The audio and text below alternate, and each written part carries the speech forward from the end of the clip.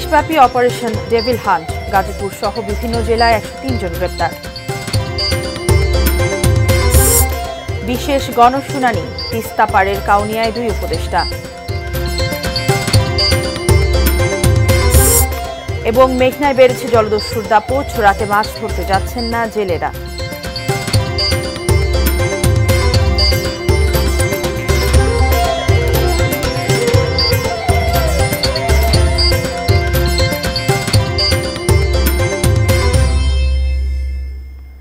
ATN news দেখছেন। সারা দেশের সর্বশেষ খবরাখবর নিয়ে এটিএন নিউজের নিয়মিত আয়োজন দেশের খবরে আপনাদের আমন্ত্রণ জানাচ্ছি। আমি মারিয়া শিমু। শুনছিলেন আকিজ বশির গ্লাসের সৌজন্যে সংবাদ শিরোনাম। এবারে বিস্তারিত জানাবো। সারা দেশে চলছে যৌথ বাহিনীর অপারেশন ডেভিল হান্ট। স্বরাষ্ট্র উপদেষ্টা মোহাম্মদ জাহাঙ্গীর আলম চৌধুরী জানিয়েছেন, ডেভিল যতদিন শেষ না হবে ততদিন পর্যন্ত চলবে অপারেশন। সকালে রাজধানীর ফার্মগেটে মৃত্তিকা সম্পদ ইনস্টিটিউটের নতুন মৃত্তিকা ভবন উদ্বোধনী অনুষ্ঠান শেষে সাংবাদিকদের একথা জানান তিনি। গাজীপুরে যারা এই ঘটনা ঘটাইছে তাদের অনেককেই আমাদের আইনের আওতায় নিয়ে আসা হয়েছে, অনেকে আইনের আওতায় নিয়ে আসা হয়েছে এবং যাদের আইনের আওতায় আনা হয় নাই তাদেরও খুব তাড়াতাড়ি আইনের আওতায় নিয়ে আসা হবে এবং তাদের যেন সর্বোচ্চ শাস্তি হয় এই ব্যবস্থা করা হবে। ডেভিল যতদিন পর্যন্ত শেষ না হবে ততদিন পর্যন্ত অপারেশন চলবে। যৌথ বাহিনীর বিশেষ অভিযান অপারেশন ডেভিল হান্টে সারা দেশে 103 জনকে আটক করা হয়েছে। গাজীপুর মহানগর ও জেলার অন্য 5 থানা থেকে 82 জনকে আটক করা হয়েছে বলে জানিয়েছে গাজীপুর মেট্রোপলিটন পুলিশ। এদিকে শিক্ষার্থীদের উপর হামলার ঘটনায় সদর থানায় একটি অভিযোগ দায়ের করেছেন বৈষম্য বিরোধী ছাত্র আন্দোলনের আহ্বায়ক আব্দুল্লাহ মুহিম। আওয়ামী লীগ নেতা ও সাবেক মুক্তিযুদ্ধ বিষয়ক মন্ত্রী আ.ক.ম মোজাম্মেল হকের বাড়ি ঘিরে রেখেছে র্যাব। আতঙ্ক বিরাজ করছে পুরো এলাকায়। শনিবার রাত 9টা থেকে গাজীপুরে বিশেষ অভিযান অপারেশন ডেভিল হান্টে জেলা প্রশাসক কার্যালয় সহ বিভিন্ন এলাকায় চেকপোস্ট বসায় যৌথ বাহিনী। মোটরসাইকেল সহ বিভিন্ন গাড়ি থামিয়ে তল্লাশি চালান তারা। সাদা পোশাকেও আইনশৃঙ্খলা বাহিনীর সদস্যরা অভিযান শুরু করেছে। এদিকে অপারেশন ডেভিল হান্টে নোয়াখালীর হাতিয়া ইউপি চেয়ারম্যান সহ 4 আওয়ামী লীগ নেতা, খাগড়াছড়ির গুইমারা থেকে 3 ছাত্রলীগ নেতা কর্মী ও রংপুরে 14 জনকে আটক করা হয়। তোরাতে আমাদের এই অপারেশন ডেভিল হান্টের অভিযানে গাজীপুর জেলা পুলিশ, গাজীপুর জেলার 5টি থানার মাধ্যমে আমরা 40 জনকে গ্রেফতার করেছি। এর মধ্যে আপনার সবচেয়ে বেশি গ্রেফতার হয়েছে আমাদের শ্রীপুর থানায় 11 জন, তারপর আপনার আমার কাপাসিয়াতে আছে 10 জন, এভাবে সর্বমোট 40 জনকে আমরা গ্রেফতার করেছি। কতদিন চলবে এ সংক্রান্ত তো কোনো আপনার নির্দেশনা আসে নাই, অপারেশন চলবে। এটা চিহ্নিত অপরাধী যারা আমাদেরকে হামলা করছে দ্রুত সময় গ্রেপ্তার করে, শুধু গ্রেপ্তার করে সীমাবদ্ধ রাখা না, তাদেরকে অবশ্যই বিচারের আওতায় আনা এবং তাদেরকে কোনোভাবে জামিন দেওয়া চলবে না। গতকালকে আমরা একটা আলটিমেটাম দিয়েছিলাম, তো সকালের ভিতরে গ্রেপ্তার করতে হবে, কিন্তু এখনও পর্যন্ত আমরা সেই বিষয়ে তাদের কাছ থেকে সঠিক ইনফরমেশন পাইনি।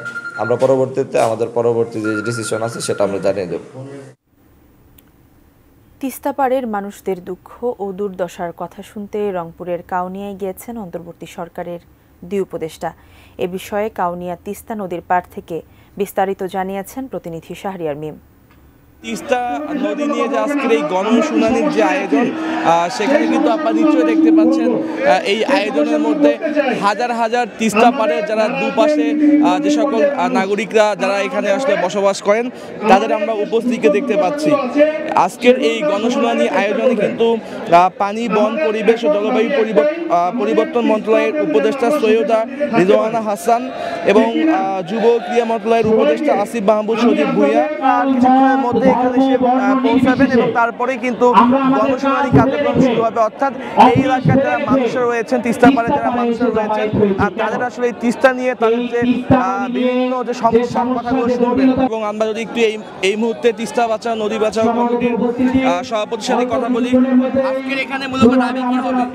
এর আগে প্রকল্পটা ছিল, সেই প্রকল্প চূড়ান্ত পর্যায়ে ছিল, কিন্তু ভারতের আপত্তির কারণে এই প্রোগ্রামটা ঝুলে যায় এবং গত সরকার এই জায়গায় ভারতের সঙ্গে সমন্বয় করার কথা বলে প্রোগ্রামটা ঝুলে যায়। এইটাই এই অঞ্চলের মানুষের দাবি। গণশুনানিতে আমাদের কথা হলো, দীর্ঘদিন থেকে এলাকার মানুষ তিস্তা নদী প্রকল্প, মহাপরিকল্পনা, তিস্তা চুক্তি সই 6 দফা দাবিতে আন্দোলন করছে। সবকিছু মিলে রংপুরের গাউনিয়া রেল ব্রিজের পাশ থেকে আমার কাছে এই ছিল তিস্তা নিয়ে গণশুনানির সর্বশেষ খবর। জানাবো বাংলালিংকের সৌজন্যে বইমেলার খবর।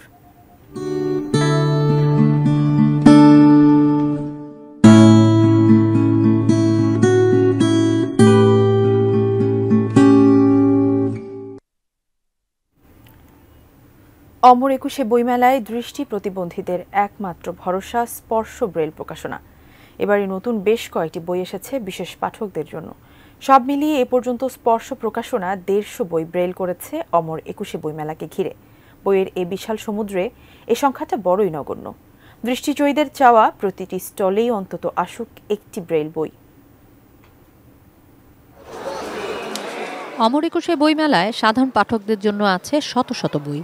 প্রতি বছর পুরনোর সঙ্গে যুক্ত হয় আরও হাজারো বই। মেলাকে ঘিরে এখানের উচ্ছ্বাসে কমতিও নেই কোথাও। তবে মেলাকে ঘিরে বই পোকা দৃষ্টিহীন পাঠকের জন্য নেই প্রকাশনীগুলোর কোনো প্রকাশনা। একমাত্র ভরসা বাংলা একাডেমি প্রাঙ্গণের স্পর্শ ব্রেইল প্রকাশনা। মেলায় ঘুরতে আসা বহু মানুষের কাছে এখনো বিস্ময়, সাদা পাতায় ছাপার অক্ষর না থাকলেও কি পড়েন এরা। মেলা ঘিরে দৃষ্টিজয়ী যারা বইয়ের স্বাদ নিতে পেরেছেন, দূর দূরান্ত থেকে তাদের এখানে ছুটে আসা নতুন বইয়ের সন্ধানে। কষ্ট হলেও নতুন বইয়ের স্বাদ হেলায় হারাতে রাজি নন এই দৃষ্টিযোদ্ধারা। বাংলাদেশের কথা যদি বলি, জাফর ইকবাল স্যারের বইগুলো অনেক ভালো লাগে। স্পর্শ থেকে আমি পেয়েছি যদিও, কিন্তু আমার মনে হয়েছে যে পরিসংখ্যানটা হয়তো অনেকটা কম। সুতরাং আমার মনে হয় যে উন্নত মানের কিছু লেখক রয়েছেন আমাদের দেশে, সেগুলো যদি আসলে ব্রেল সংস্করণ করা যেতে পারে তাহলে আমার মনে হয় এটা খুবই চমৎকার হয়। হুমায়ুন আমাদের বই আসলে আমাদেরকে করার জন্য পারমিশন দেওয়া হয় না। এত চমৎকার একটা লেখকের বই আমরা পড়তে পারছি না। জাস্ট 2-1টা বই আমরা হয়তো করার পারমিশন পেয়েছি, কিন্তু এটা সংখ্যা খুবই কম। আমাদের এখানে প্রতি বছর প্রায় 2 থেকে 250 মানুষ রেজিস্ট্রেশন করেন। সো এই মানুষগুলোর কথা যদি আমরা ভাবি তাহলে নিঃসন্দেহে আমার কাছে মনে হয় যে আমাদের বই পড়ার চাহিদাটা অনেকাংশে লাঘব হবে। আপনি দেখেন এখানে 100টা স্টলে যদি একটা করে ব্রেল বই থাকে তাহলে 100টা ব্রেল বই কিন্তু হয়েই যায়। যেহেতু এই প্রথমবারের মতো স্পর্শতে আসা এবং এখানে বসে ব্রেল বই পড়তে পেরে আমার অনেক ভালো লাগছে। মেলাকে ঘিরে ব্রেলের নতুন কিছু বই প্রতি বছরই আনা হয় স্পর্শে। এবারও 8টি নতুন বই পাবেন ব্রেলের পাঠকেরা। ডায়েরি আছে, 5টি সূরার বই আছে, গল্পে গল্পে ফেব্রুয়ারি, তারপরে আপনার এই যে আরও 5টা বই আছে, এগুলো আপনার 3-4 দিনের মধ্যে চলে আসবে। যে পরিধি সেটা তো হলো আপনার অনেক বিস্তৃত, এখানে হাজার হাজার লক্ষ লক্ষ বই আছে, বাট এটা বইটা করা একটা এক্সপেন্সিভ। তো আমাদের পক্ষে আসলে আমরা চাই যে সবাই এগিয়ে আসুক। দিন বদলে 20 বছরে বাংলালিংক দিচ্ছে 20 জিবি মাত্র 319 টাকায়। সমসাময়িক বিভিন্ন বিষয়ে ফরেন সার্ভিস একাডেমিতে ব্রিফ করছেন প্রধান উপদেষ্টার প্রেস উইং সদস্যরা। সরাসরি সেখানে যুক্ত হচ্ছি। বাংলাদেশের লার্জেস্ট গার্মেন্ট এক্সপোর্টার এই যে সমস্যাগুলো তৈরি করছিল সেই সময় পতিত স্বৈরাচারের কানেক্টেড পলিটিশিয়ানরা বা তাদের পাওয়ারফুল পলিটিশিয়ানরা, এর ফলে বিদেশি যে বিনিয়োগ, বড় একটা বিনিয়োগ বাংলাদেশে আসেনি। এবং ইভেন কিহাকসন নিজে বাংলাদেশের বিনিয়োগের বাইরে উনি অনেক বিনিয়োগ ভিয়েতনামে নিয়ে গেছেন, সেখানে তার কোম্পানি অনেক বড় হয়েছে।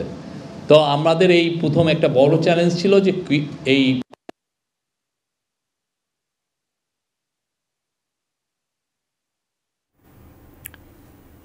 সমসাময়িক বিভিন্ন বিষয় নিয়ে ফরেন সার্ভিস একাডেমিতে ব্রিফ করছেন প্রধান উপদেষ্টার প্রেস উইংরা। আমরা আবারও চেষ্টা করব তাদের সাথে যুক্ত হতে। দর্শক, দেশের খবরে নিচ্ছি ছোট্ট একটি বিরতি, এরপর আরও যা থাকছে। নোয়াখালীর কবিরহাটে চোর সন্দেহে মানসিক প্রতিবন্ধী যুবককে পিটিয়ে হত্যা এবং রংপুরে একসাথে 12 যুগলের যৌতুকহীন বিয়ে।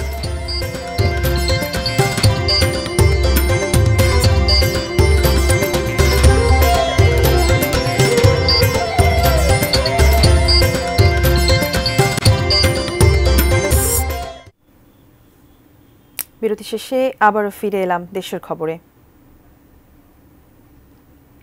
মানসম্মত শিক্ষা খুবই গুরুত্বপূর্ণ, তাই পার্বত্য অঞ্চলের শিক্ষার মান উন্নয়নে 3 কোটি ব্যয়ে ডিস্ট্রিক্ট কাউন্সিল রেসিডেন্সিয়াল কলেজ প্রতিষ্ঠা করা হচ্ছে বলে জানিয়েছেন পার্বত্য চট্টগ্রাম বিষয়ক মন্ত্রণালয়ের উপদেষ্টা সুপ্রদীপ চাকমা। সকালে রাঙামাটির হ্যাচারি এলাকার বোটানিক্যাল গার্ডেনের 33 একর জায়গার ওপর কলেজের একাডেমিক ভবন নির্মাণ কাজের ভিত্তিপ্রস্তর স্থাপন শেষে তিনি এসব কথা বলেন। এছাড়া রাঙামাটি খাগড়াছড়ির সড়ক যোগাযোগ সহজ করতে ননিয়ারচর লংগদূর সড়কের নির্মাণ কাজ দ্রুত শেষ হবে বলে জানান উপদেষ্টা। এজেন্ডা হচ্ছে quality education. Quality education is very essential আমাদের এখানে। আমাদের তো নটরডাম কলেজ নাই, আমাদের এখানে বিকারুন্নেসা কলেজ নাই, ঢাকা কলেজ নাই। ইউনিভার্সিটি একটা দিয়েছে ভালো সেটা, কিন্তু তারপরেও বেসিক ফাউন্ডেশনটা হওয়া দরকার স্কুল থেকে। এই কারণে এই স্কুলটা এটা আমি করতে চাই।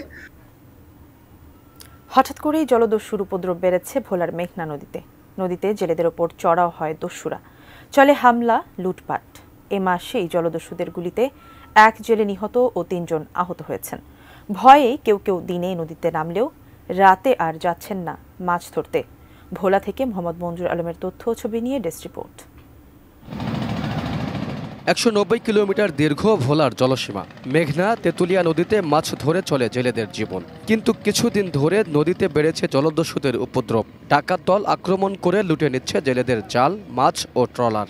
কখনো জিম্মি করে আদায় করা হয় মুক্তিপণ। গত 1 ফেব্রুয়ারি মেঘনা নদীর ইলিশা ভাঙতির খাল পয়েন্টে জলদস্যুর গুলিতে হাসান নামে এক জেলে মারা যান। এ ঘটনায় আহত হন আরও 3 জন। রাত্রে নদীতে যাইলে জাল সাহলে দায়িত্ব ধৈর্যা রেফিডায় মারধর করে, মানুষ মাইরালায় গুলি করে। আমাদের তো একটা পরিবার আছে, ফ্যামিলি আছে, তো আমরা কিসের উপর নির্ভর করে আমরা এই সাগরে এসে জাল বামু? আমাদের কোনো জীবনের কোনো সিকিউরিটি নাই। জলদস্যু আতঙ্কে জেলেরা নদীতে না নামায় মাছের আকাল আড়তে।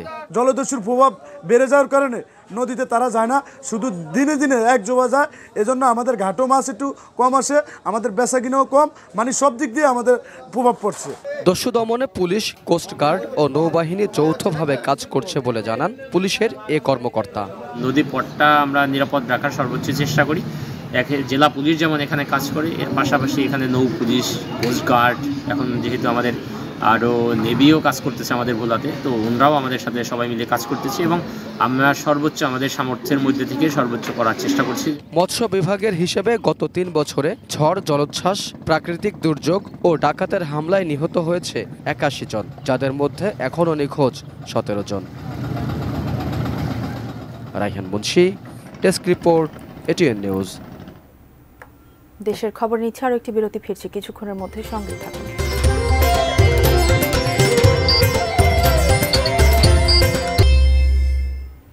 বিরতি শেষে আমন্ত্রণ, দেখছেন দেশের খবর। ভারতের সঙ্গে সব অসম চুক্তি বাতিল সহ বিভিন্ন দাবিতে চাঁপাইনবাবগঞ্জের কিরণগঞ্জ সীমান্তমুখী লং মার্চ করেছে বাংলাদেশের জনগণ নামে একটি সংগঠন। সীমান্ত হত্যার প্রতিবাদ ও সীমান্ত নদীতে পানির ন্যায্য হিস্সার দাবিতে শনিবার রাতে ঢাকার কেন্দ্রীয় শহীদ মিনার থেকে চাঁপাইনবাবগঞ্জের কিরণগঞ্জ সীমান্ত অভিমুখে বাসে করে যাত্রা শুরু করে সংগঠনটি। সকালে লং মার্চটি চাঁপাইনবাবগঞ্জের শিবগঞ্জে পৌঁছে সেখানে বিএসএফ সদস্যদের বিচারের আওতায় আনার জন্য কূটনৈতিক তৎপরতা চালানোর দাবি জানান বক্তারা। ঘোড়ার গাড়িতে আসলেন কনেরা আর গাড়িবহর নিয়ে বরযাত্রী। জাঁকজমকপূর্ণ আয়োজনে রংপুরে বিবাহ বন্ধনে আবদ্ধ হলেন 12 যুগল। যে আয়োজন নজর কেড়েছে সবার। রংপুর থেকে মনিরুজ্জামানের ক্যামেরা ও শাহরিয়ার মিমের তথ্য নিয়ে ডেস্ক রিপোর্ট। একই মঞ্চে 12 যুগলের বিয়ে। যৌতুকবিহীন বিয়ের আয়োজনটি করে আলহাজ শামসুল হক ফাউন্ডেশন। শনিবার রংপুর নগরীর একটি কমিউনিটি সেন্টারে অনুষ্ঠিত হয় ব্যতিক্রমী বিয়ের আসর। বিয়ের যাবতীয় খরচ, বরকনের পোশাক, সাজসজ্জা, অতিথিদের আপ্যায়ন সবকিছুই বহন করেছে আলহাজ শামসুল হক ফাউন্ডেশন। বিয়ের পর নবদম্পতির কক্সবাজারে হানিমুনে যাবার সুযোগও করা হয়েছে। শর্ত শুধু কোনোভাবেই যৌতুক নেওয়া যাবে না, চাওয়া যাবে না অতিরিক্ত কাবিন। এমন উদ্যোগে বিয়ের পিঁড়িতে বসতে পেরে উচ্ছ্বসিত বররা। তারা যে সুন্দর উদ্যোগ নিয়েছে, তাদের প্রেক্ষাপটে, তাদের সহযোগিতায় আলহামদুলিল্লাহ এখন বিয়ের সাথে আলহামদুলিল্লাহ হয়ে গেছে। এত সামর্থ্য এখনো হয় নাই, যা এখানে অনেক সহযোগিতা করার কারণে আমি বিয়েটা করতে পারতেছি। আপনাদের বিয়ের উপযুক্ত বয়স হয়ে গেলে অবশ্যই আপনারা বিয়ে করেন এবং কি খুব স্বল্প মোহরানা ধার্য করেন, যেটা আপনি দিতে পারবেন। আর এমন আয়োজনের সঙ্গী হতে পেরে বেশ আনন্দিত অতিথিরা। ইসলামিক শরীয়ত মতে যে বিয়েটা দিচ্ছে, এটাতে আমরা সকলেই অনেক খুশি। আমার দৃষ্টিতে খুবই ভালো, এটা একটা নজিরবিহীন ঘটনা। যৌতুকবিহীন বিবাহ খুবই ভালো লাগলো এখানে এসে আর কি। যৌতুকের কুপ্রথা বিলুপ্তি এবং লোক দেখানো দেনমোহরে না ঝুঁকতেই এমন উদ্যোগ নিয়েছে সমাজসেবামূলক প্রতিষ্ঠানটি। এই বার্তা তারা ছড়িয়ে দিতে চান সারা দেশেই। এই যৌতুক বিরোধী বিয়েকে একটা নিছক বিয়ে নয়, একটা নিছক একটা অনুষ্ঠান নয়, এটা একটা আন্দোলন। আমরা এই কর্মসূচিটা শুরু করেছিলাম 2023 সালে চট্টগ্রামে 3টা বিয়ে দিয়ে আমরা শুরু করেছিলাম। আমরা এই সকল সুযোগ সুবিধা, বিয়ের যাবতীয় খরচ, অতিথি আপ্যায়ন, হানিমুন প্যাকেজ দিয়েও মানুষ খুঁজে পাই নাই। এখন আমরা অত্যন্ত আনন্দিত, এখন সেই সংখ্যা অনেক বেড়েছে। ভবিষ্যতেও এমন সুন্দর আয়োজন করার আশা আয়োজক প্রতিষ্ঠানটির। জিনিয়া ইসলাম, ডেস্ক রিপোর্ট, ATN নিউজ। দেশের খবর শেষ করব, তবে তার আগে আকিজ বসির গ্লাসের সৌজন্যে শিরোনামগুলো জানিয়ে দিচ্ছি আরও একবার। দেশব্যাপী অপারেশন ডেভিল হান্ট, গাজীপুর সহ বিভিন্ন জেলায় 103 জন গ্রেপ্তার। বিশেষ গণশুনানি তিস্তা পাড়ের কাউনিয়ায় 2 উপদেষ্টা। মেঘনায় বেড়েছে জলদস্যুর দাপট, রাতে মাছ ধরতে যাচ্ছেন না জেলেরা। নোয়াখালীর কবিরহাটে চোর সন্দেহে মানসিক প্রতিবন্ধী যুবককে পিটিয়ে হত্যা। এবং রংপুরে একসাথে 12 যুগলের যৌতুকহীন বিয়ে।